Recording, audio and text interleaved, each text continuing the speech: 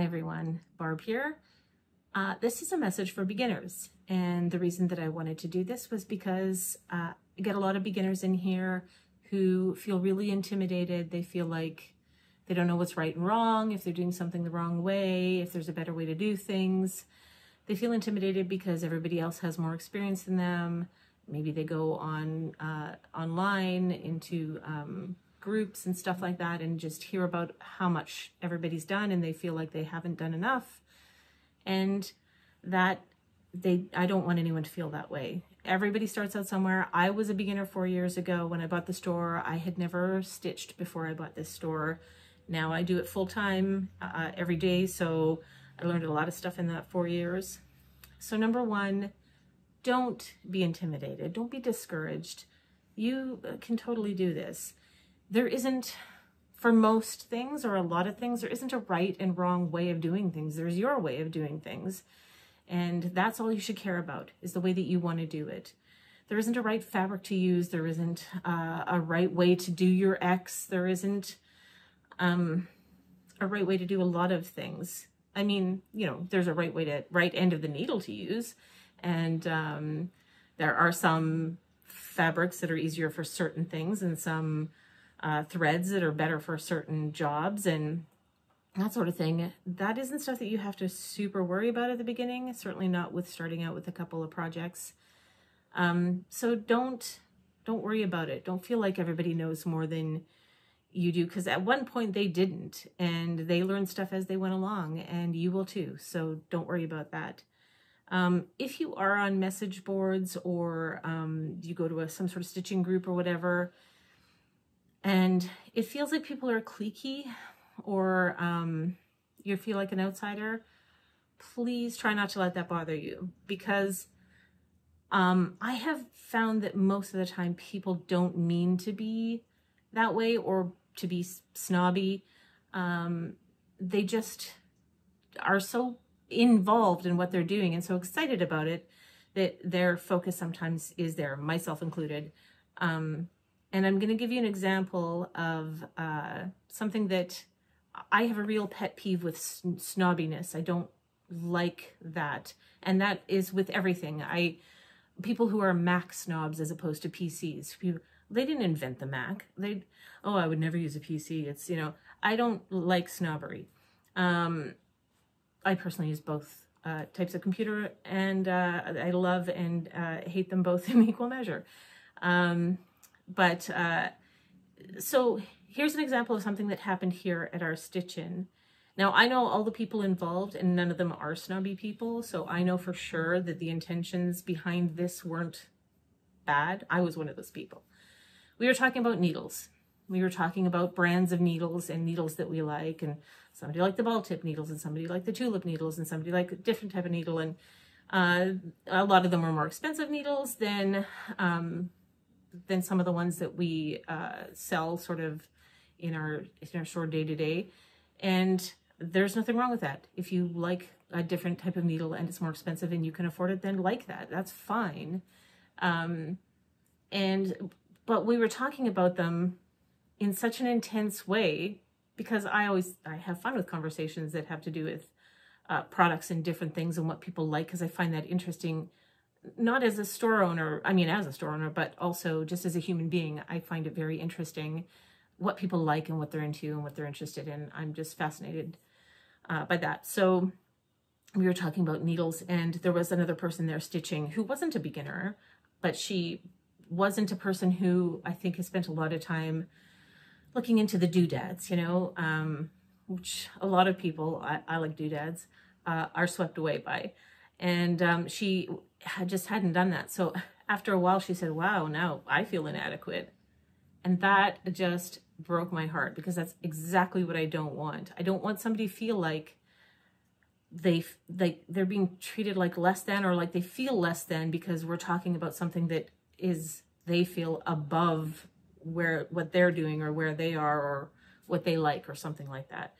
I don't ever want anybody to feel that way. And I felt terrible.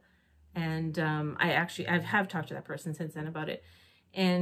But none of the people involved in the conversation, myself included, and none of the other people, because I know them, meant anything by it. we just were talking about needles. And I don't believe that the more expensive things are better. You can buy a hoop that is $4 and you can buy a hoop that is $40. And some people like the $40 hoop. I personally am fine with the $4 hoop. If you're going to wrap it with twill tape, you know, you're not going to even see the hoop inside. The $40 one is probably heavier, although we have some that are more heavy duty now that are not expensive. And so buying the better stuff, the more expensive stuff, it doesn't make you a better stitcher. That's not, from my experience, why people do that. Although it may feel that way when you're on the receiving end of comments about it. They're not doing it to be snobby. Most of them, maybe some people are, I don't know, everybody. But most people are not, you know, buying the $40 hoop so they can hold it over the head of everybody else and say, oh, look, I have the $40 hoop. I must be the best stitcher in the world. That's generally, from what I've experienced, not people's motivation in doing that. If you've been stitching a long time, you sometimes just like the stuff, you know, all the little extra doodads, the things. I find it fascinating when I get new things in. This is a needle case, but it's got a little secret threader on the back. I like stuff like that, you know, and that's not very expensive, but I do personally get swept away by knickknacks, and I know a lot of people get swept away by the knickknacks, and that's okay. I think that's okay. I just don't want people who are beginners to feel worried about that, like they have to keep up with the Joneses or whatever that expression is, you know, have the stuff that's as good as the person next to you. It's not better, it's just different, and so don't worry about that sort of stuff. Don't worry about who's got the best, more expensive stuff, because that isn't what matters. What matters is how you feel about the stitching. You know, if you're having fun, that's the part that matters. Your stitches, okay, well, let's talk about stitches. They don't have to be perfect. Nobody's expecting them to be perfect.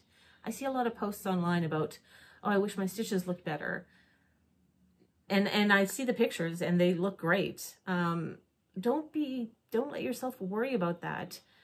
It doesn't matter what way you're going, as long as, and I'm sure you've been told this on boards and stuff, as long as the same one is always, the same direction is always in the top. So whatever one you want to put in the top, I don't always stitch the same way. If I just were to stitch one stitch on a piece of cloth, I would probably go, I'm going to do this, I'm going to try and do this your way. I would probably go bottom left. Is this your left? It's my right. I would probably go there to there and there to there. But if it depends on where I'm going from there, if I'm going up or down, or where I've come from as to which way I go. But I always put the same direction on top. That's the only thing that you have to be consistent about. So don't worry about that. We're going to talk about the back of the fabric now. I know that's a big thing and lots of people care about the backs and if the back looks perfect. And I know a lot of people don't care. I see messages on boards all the time of people saying, don't worry about the back. It doesn't matter. I'm going to tell you, I'm a framer. So we have a frame shop here in our shop. And right now we have this awesome framer working here. Before she was here, I did all the framing myself. I personally never once encountered a situation where the back was bulky enough or bad enough, if you want to use that word, to affect the framing. I asked Annika, our framer, if she had, and she has once, and I can't imagine what that might have looked like or what the situation was, but for the most part, it doesn't matter. Now, that I'm talking about bulkiness, like you've got too much thickness at the back. I did have a situation once where there was something that I needed to frame. It was on white fabric, and there was a lot of confetti, but you saw the fabric. It wasn't all filled. It wasn't full coverage. It wasn't all filled in, and you did see the fabric, and they had carried the thread over in the back. And when it was framed, because it was white fabric and it was on a white background, you could see the lines of thread behind it. because the threads had been carried over. So that matters. Don't do that. It's okay to carry the threads a bit if you're doing, especially if you're doing full coverage, and that's going to be stitched over, you know, within reason, but not a big long thread, and not where it's just one stitch by itself and there's nothing else around it, because you will see it if it's framed. I mean, if you don't plan on framing it, maybe you won't see it in whatever you're gonna do with it, but I would learn the pin stitch. There are lots of good videos about how to do a pin stitch. I may do one at some point. I've seen all sorts of different sort of techniques, like slightly different ways of doing it. And I have tried them all just out of curiosity, and all worked fine for me. So every video that I've ever seen out there about the pin stitch was good. So I don't think you'll have any trouble finding that. Learn the pin stitch. Especially if you have confetti like that, like stuff that's just, and by confetti, I don't just mean one color, but like say within a full coverage, you've got like one color, one stitch of a certain color here and there. I mean, confetti that is like just on the fabric and there's nothing else around it, that kind of confetti. Don't run a thread over to that. Learn the, you know, start with the loop method and end with the pin stitch, or something that does not carry that over. As far as the loop method goes, I've also heard that said online, that people find the loop method, and that, again, if you don't know what that is, look it up. There's lots of videos about the loop method. It's personally, I think, very cool. Some people don't like it. I have seen posts in various places of people saying that the thread does have a right way and a wrong way, and if you are doing the pin stitch, or not the pin stitch, the loop method to start, then your fabric one direction is going the wrong way, and so then you're going to be going against the grain on that. I have never found it to be a problem. I've talked to lots of people about it, and they've never found it to be a problem. Obviously, the stitchers who have posted that, it did bother them, and it's totally understandable. And I'm not disagreeing with what they're saying. I'm just saying, don't try it out. Don't worry about it. If it doesn't bother you, then I've never found it to be a problem. So that's a good way to start and end something. If you have to do confetti, just don't carry it over. Otherwise, don't worry about the back of your project. Okay, so we're going to talk about fabric now. Use whatever fabric you like. I have people come in and say that they only stitched on Aida when they first started out, and now they won't use Aida, and that's fine. They don't have to use Aida. Some people don't like the feel of Aida. Some people love the feel of Aida. Some people only ever use it. I do feel weird calling it Aida because it always makes me think of the opera Aida. And so use what you like. I personally really like Lugana. I find it's 50-50, well, maybe not 50-50, but close to 50-50 cotton and rayon, or viscose, which is rayon. It feels nice. It's an even weave. If you're looking on a pattern and it says even weave, generally it means Lugana or Joblin, something like that. It comes in lots of colors, comes in lots of sizes. I find it nice to the touch. I like stitching on it. Also like stitching on linen. Some people don't like linen because of the slubs, and that's cool too.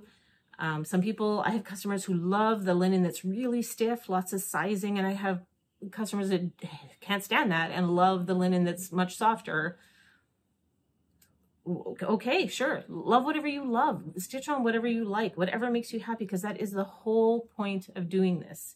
The whole point of stitching is to have fun and enjoy yourself.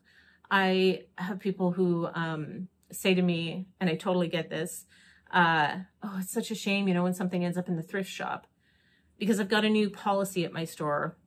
I may regret this, but I used to always have people phone me and said that somebody left them, that somebody had passed away in their family and they had been left all this completed stitching, most of the time framed stuff. And what do they do with it? It doesn't sell. Like, people try and sell it online and it doesn't happen very often. We used to have stuff for sale. It rarely ever sells. So people will end up donating it to the thrift store, which is cool because a lot of thrift stores support a charity. Not a big percentage of what some of the thrift stores take in goes to the charity. A lot of it goes to, some of them are for-profit businesses, and the money goes to them. So I just hate the thought of somebody's stitching ending up unloved somewhere. So I have decided that if somebody does call me and say that they don't want money for it, they just want it to have a good home, that I will take it, we'll hang it on our walls, and we'll find out what charity the stitcher, who has passed away, supported.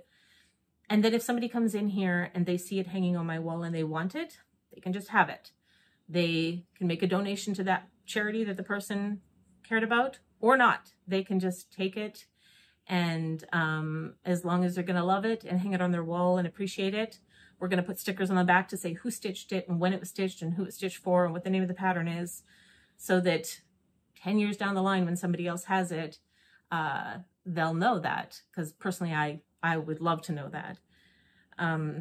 So anyway, I get a lot of people in who say, oh, it's just such a shame it ends up in the thrift store.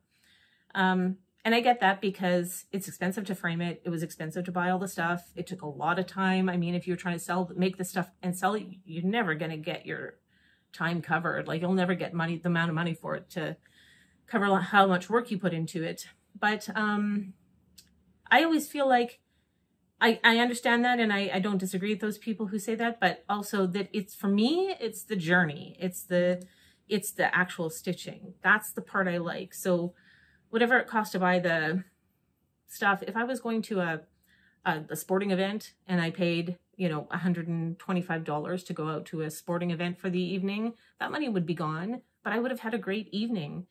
So that's how I feel about stitching. For a lot of people, it really helps ease anxiety and calms them. It just gives them something to do.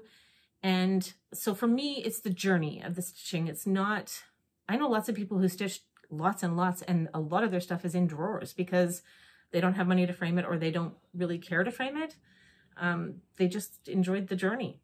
And so one of the regulars here, who I adore, was in showing us finished stuff a while back, because I'd asked her to bring in some finished stuff, because I hadn't seen any of her stuff for a while. And one of her friends was here, and she just gave her this beautiful finished piece of just gorgeous stitching, because for her also it's the journey. And so don't stress too much about you know, where it's going to go, or what's going to happen to it, because I mean, you can if you want. I'm not telling you what to do. Stress about it if you want. But personally, I think it's just the journey that really matters to me. The finished product obviously is nice, and you get it framed, or you make it into a cushion, or whatever you end up making into a purse. I saw somebody in here who had something stitched on the front of their purse. It was so cool the other day.